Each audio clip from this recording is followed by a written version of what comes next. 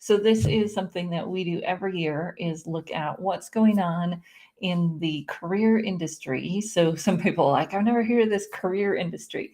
But of course, if you're in the industry, you might not have heard that term, but that is those of us who help people figure out what they want to do with their life, get a job, keep a job, grow as a leader, grow their career, write a resume, talk about who they are. You are all part of the career industry. And we had usually done this event where we talked about kind of what was new in the industry in terms of resume trends or those types of things. And about 4 years ago, we switched to talking about what's going on in the world and how does that impact the work that we do. How are we doing resumes different because this is going on or because that's going on? What is it going on in the world and how is that impacting the work that we do?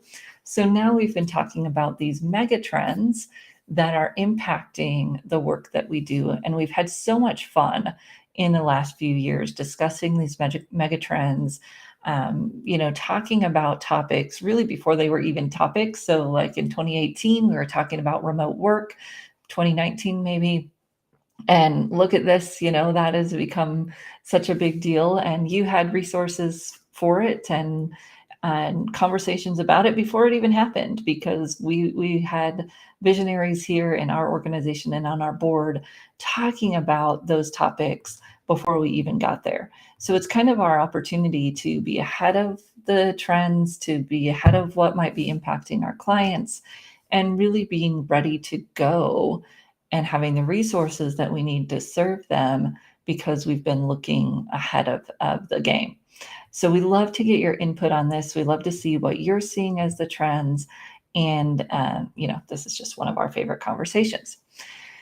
So what is going on out there? And I'm going to just kind of throw some trends out there. I look forward to hearing what you're seeing, if you're seeing some of the same trends, or if there are other trends that we're missing.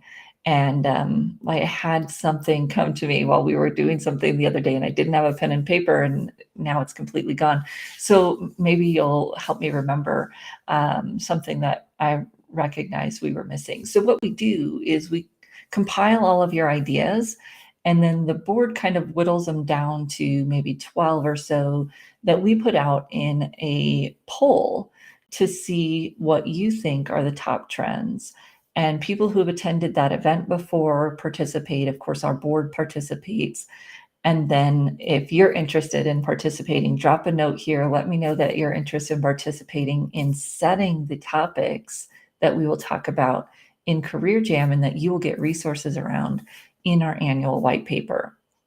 And we just love this process. We love talking about what's coming next so that your clients don't feel like they're behind, and so that you have the resources that you need to help them whenever they come to you and whatever they come to you with.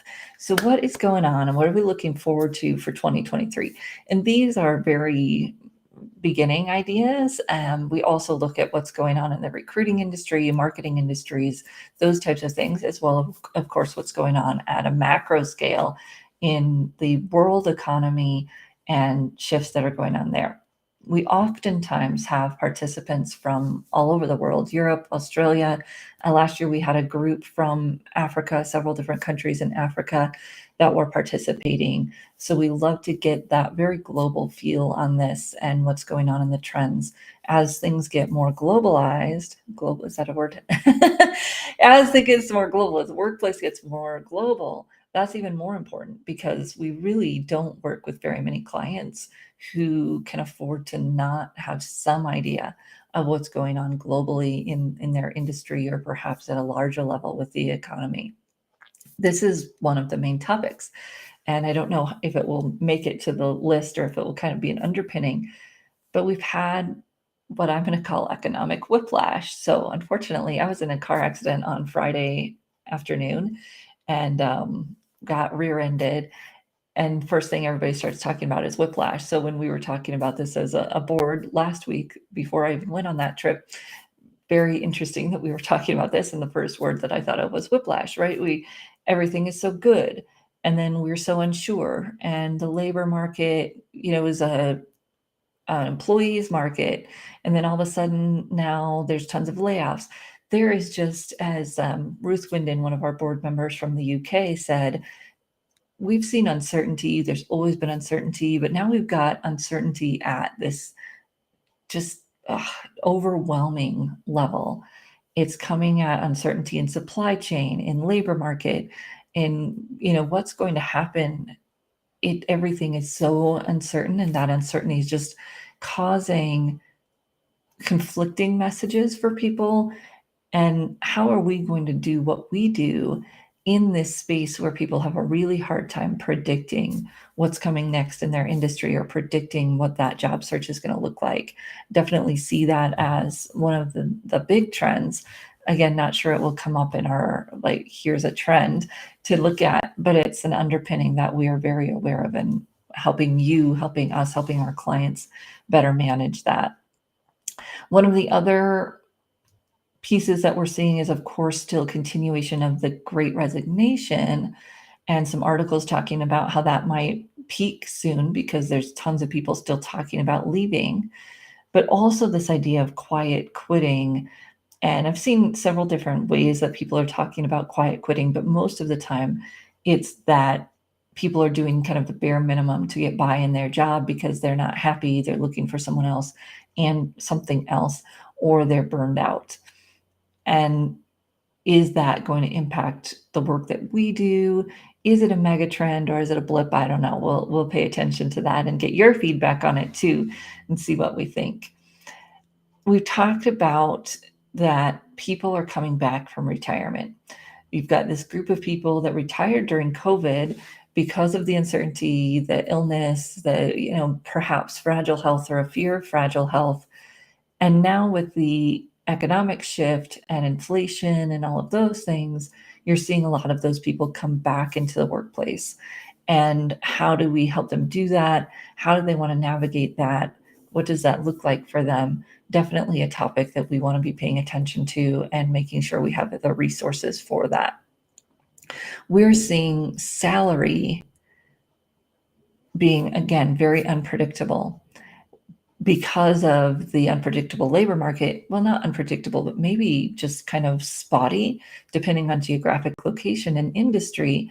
Some are still very hard up for talent and maybe offering bonuses and extras and a lot of those things. And then some are backing off on some of that, not raising salary, not offering some of those enhancements, if you will, because they don't need to. They're shortening or tightening their labor pool. They're not as worried about hiring quickly or hiring, a great number of people. And so that salary conversation, kind of went to this point of, oh, you can demand whatever you want. And now in some areas, a quick slide back to, nope, it's a little bit more normal. Maybe go back to normal in terms of salary negotiation. Always think you should negotiate, and doing so in a way that makes sense. But just that kind of salary roller coaster, they were talking about these huge increases, and now that backing off with some of the layoffs. Although layoffs in an industry doesn't necessarily mean that the salary isn't increasing. We have to be more thoughtful and be aware and do our research of what's really going on, and not assume that there's this ability to get a big increase or that the industry is increasing, because things have really leveled out and changed quite quickly.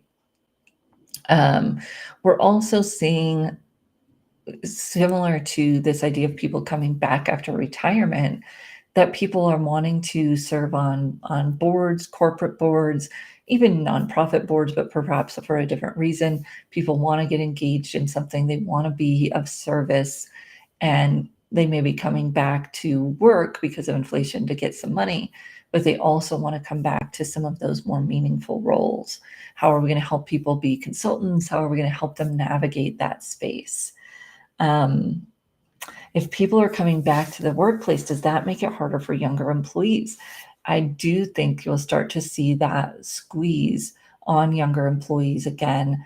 It was very interesting. I was reading an article about why millennials were so underemployed or unemployed and didn't participate in the labor force.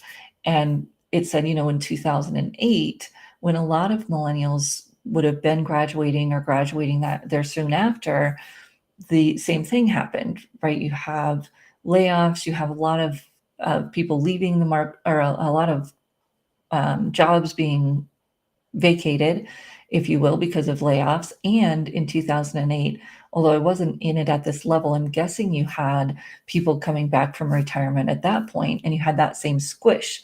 And so millennials couldn't find jobs. And then the Gen Z labor market participation has been quite high, even through, COVID, because it wasn't really a low labor time. It was, even though it was COVID, there was a blip and then it was quickly back. And so Gen Z has been participating in the workforce more than millennials were. But now that you're seeing a tightening in the labor market, you're seeing boomers come back into the workplace, you may see that labor market participation of Gen Z go down, not by choice, but because of that squeeze and them not being able to get those positions. The difference with this recession is that there's more openings in those lower level jobs, the delivery jobs, the restaurant jobs, the hospitality jobs. Those are not the jobs that people who don't have to go back to them don't want to and aren't.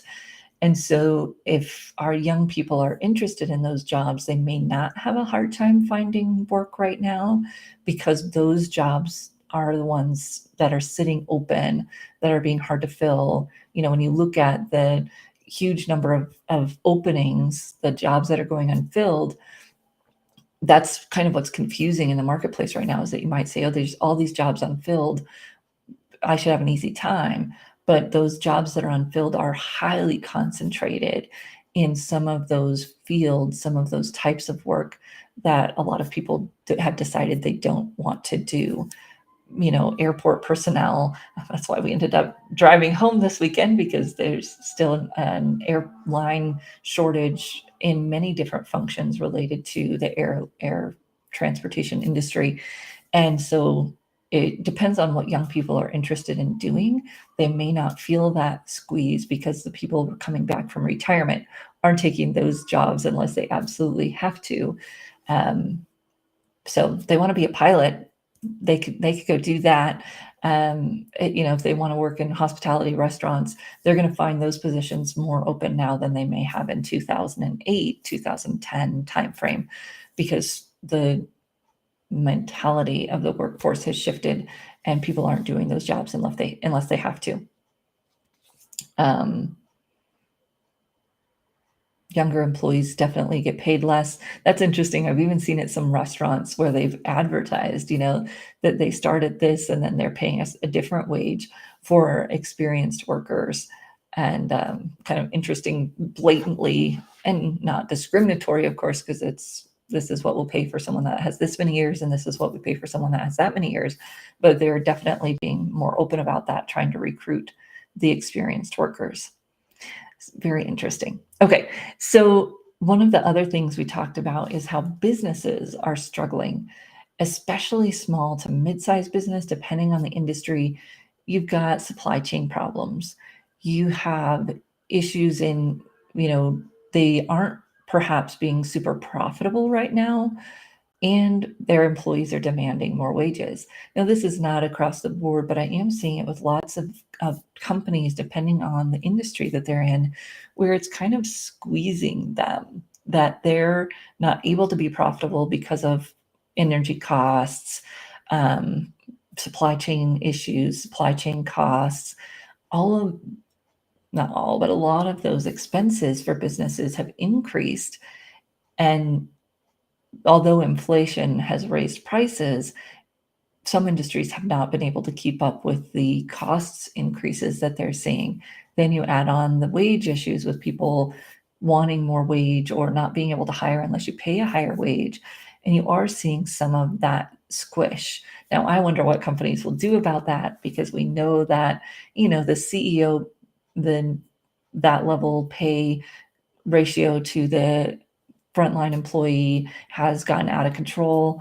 Are they going to start to look at some of that? What will they do to fix that?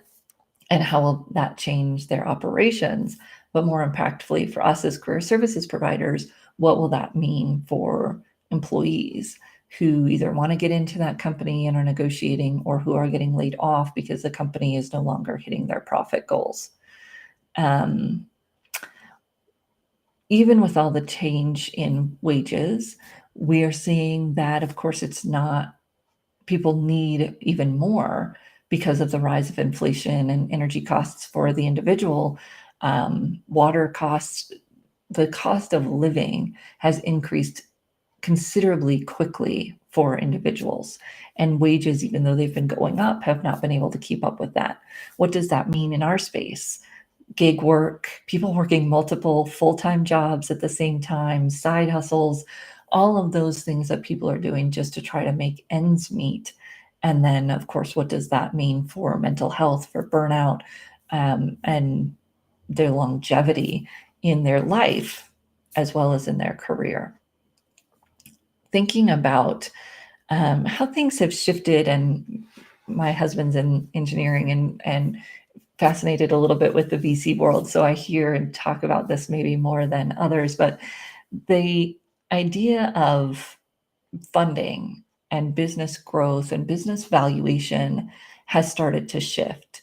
So it used to be all about innovation, and places like Uber and other similar companies that are very innovative have been getting a lot of cash, even though they're not turning a profit. I mean, you even look at LinkedIn and Twitter and some of those places, they've been getting cash, they've been getting investments, even though they're not profitable.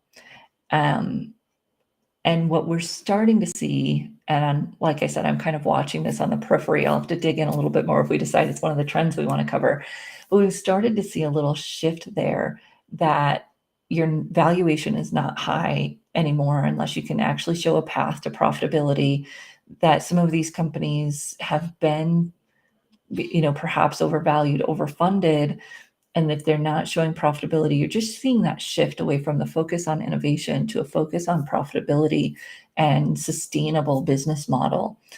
If that will continue, who knows? It'll be interesting to see if it does. What does that mean for these companies who have been for about a decade now able to really thrive, even though they don't have a profitable business model?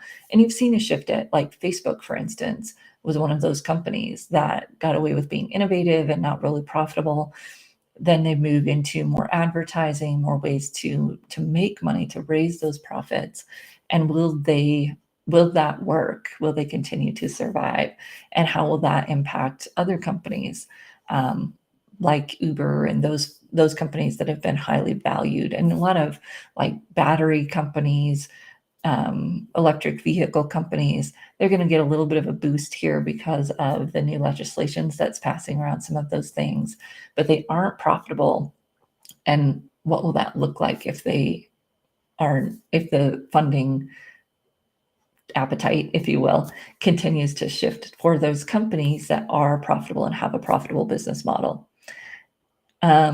Let's see. So we talked a little bit about teacher shortages. I'm not sure that's a mega trend, but I'd love to hear your thoughts on if you're seeing that.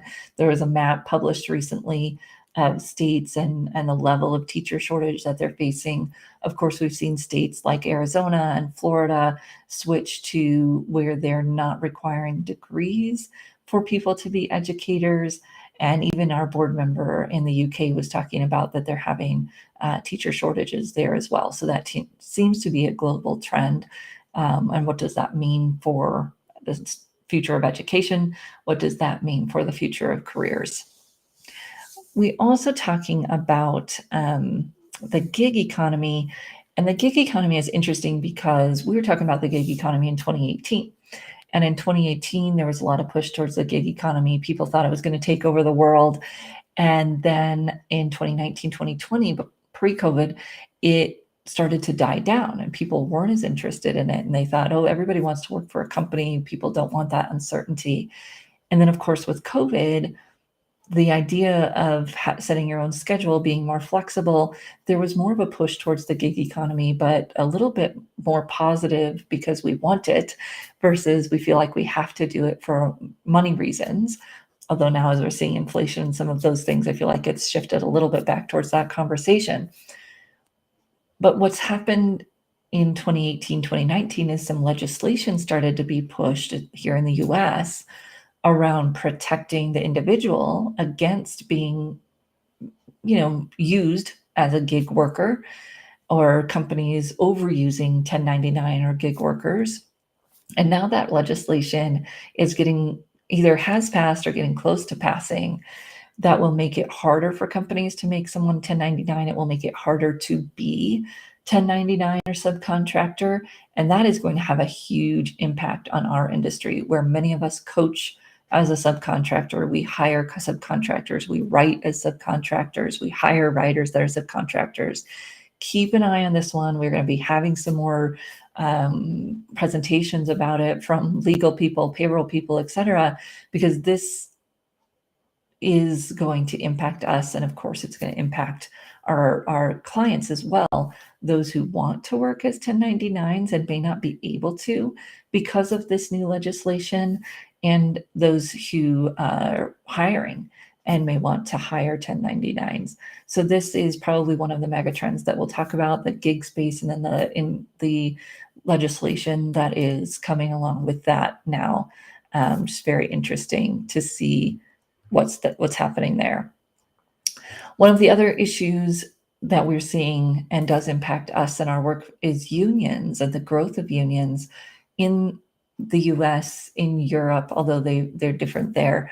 But we are seeing kind of resurgence of unions. It's a little bit hard to have that conversation without wrapping the politics up in it, right? We just want to talk about how does it impact careers and our clients who may be wanting to do that work. And then, of course, the back to office may be a trend we can't escape talking about. What does that look like for employees? How does that impact their career, whether they want to go back to the office or they don't, and the hybrid workplace and what that looks like. So those are some of the trends that we're seeing. As I said, just kind of a laundry list at this point. We'd love it if you want to participate in this conversation. Drop me your name, drop me a note, and we'll include you as we get down to the top 12 trends. Then we'll do a survey and we'll get it down to 6 or so that we will talk about in November, looking forward to these trends for 2023. If I missed trends, and I didn't even cover all my laundry list, so don't hesitate to share other things that you're seeing that you think we might discuss as we put together those ideas and put forward that poll to get down to our top 6 mega trends for 2023 that then we'll talk about how they're impacting careers. Thank you. It's good to see you all today, and we will see you next week.